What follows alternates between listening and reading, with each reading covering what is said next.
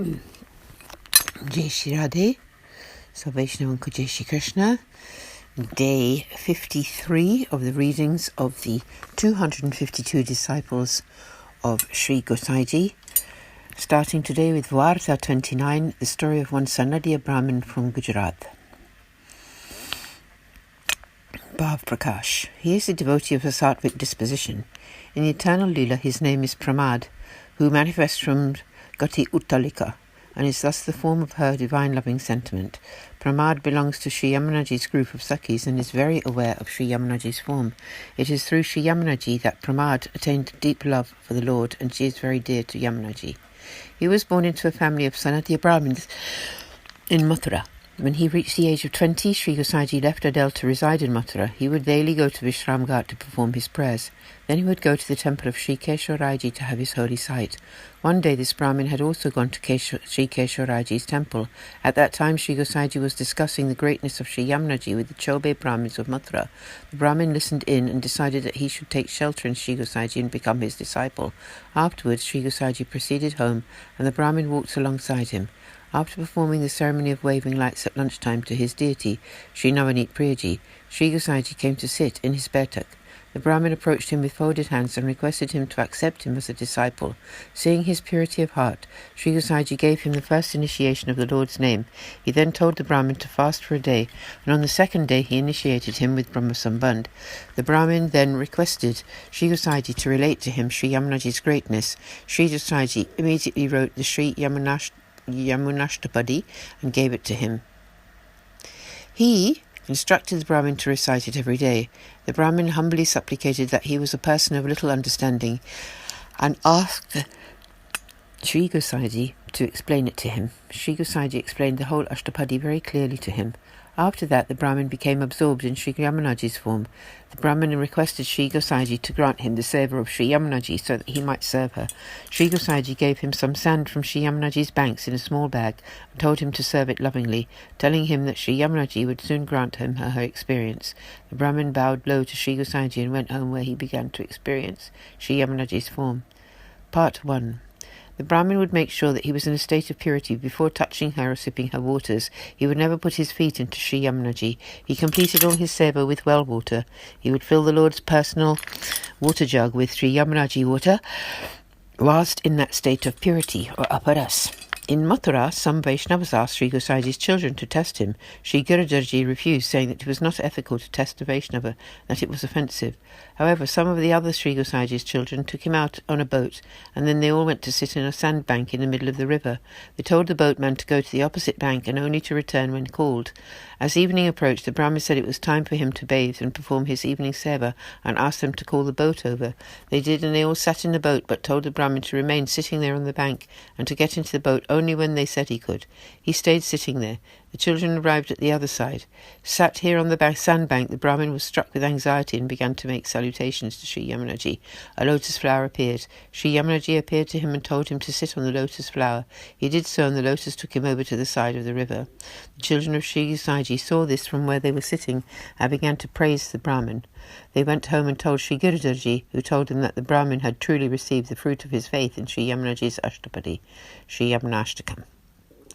Bhav Prakash. Here we learn that a Vaishnava should be personally pure, even before touching Sri Yamunaji. They should bathe in well water before touching Sri Yamunaji or bathing in her. It also shows that Vaishnavas should have firm and steady faith, because that is their prime duty and righteous path. That Brahmin had unshakable faith, and Sri Yamunaji personally appeared to him and helped him by sending her lotus flower to him. Thus concludes Varta 29, the story of the Sanatiya Brahmin, whose tale is indescribable.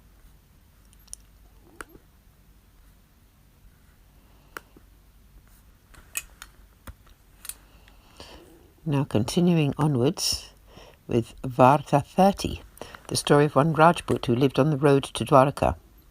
Part 1. Once Sri Gosaiji was travelling from Gokul to Dwarka to have the holy sight of Sri Ranjorlalji. He had set up camp in one village.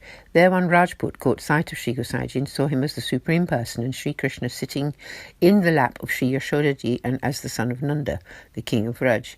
He immediately decided that he should become Sri Gosaji's disciple.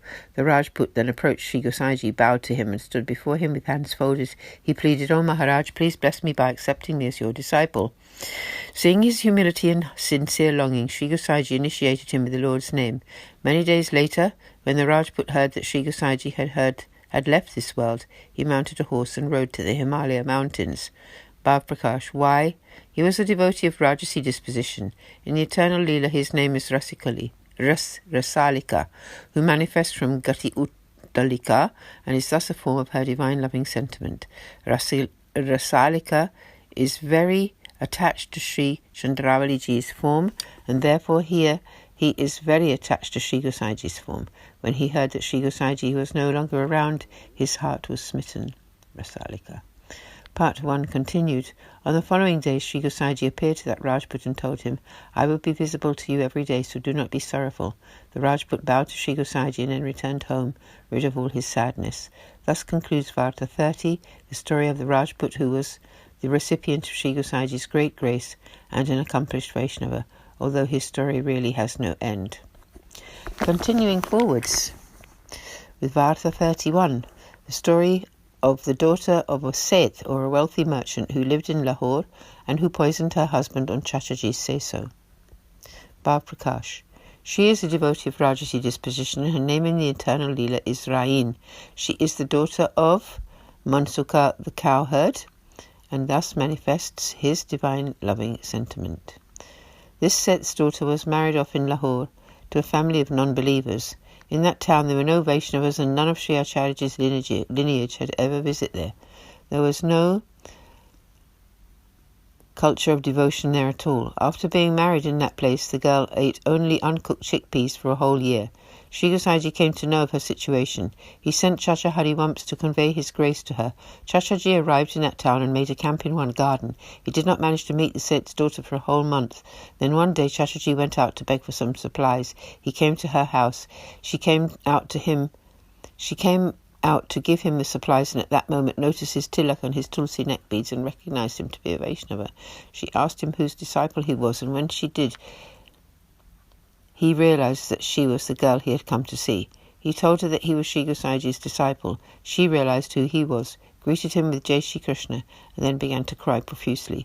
Hariwamshji asked her why she was crying. She replied, "I am a disciple of Sri Gosaji, as are my parents. They live in Gujarat. However, they married me off to this man whose whole family have turned their faces away from the Lord. They observe no rules of piety and have no etiquette or understanding.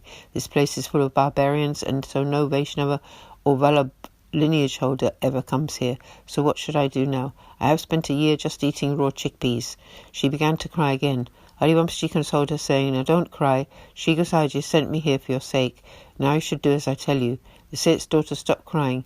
Chachaji then went on, "The Lord is most compassionate. Of course he looks after his own people. Now all your sorrow will disappear.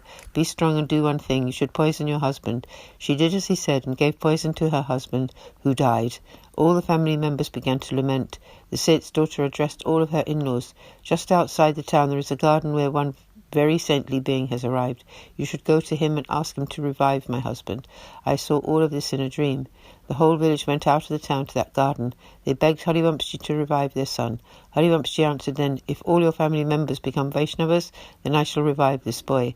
They all agreed to do whatever he asked them, but again requested him to revive the boy, and thus blessed them. Hariwamshji gave them some dust that had touched the Lord's feet, and they took it, mixed it with water, and put it into his mouth, and he came back to life. Concluding the reading for today here. Tomorrow be continued, and Sab Vaishnavan ko Jai Shri Krishna, Shri Vallabhadish ki Jai, Shri Gosaiji ki Jai, Aaj ke Anand ki Jai, Jai Jai Shri Radhe.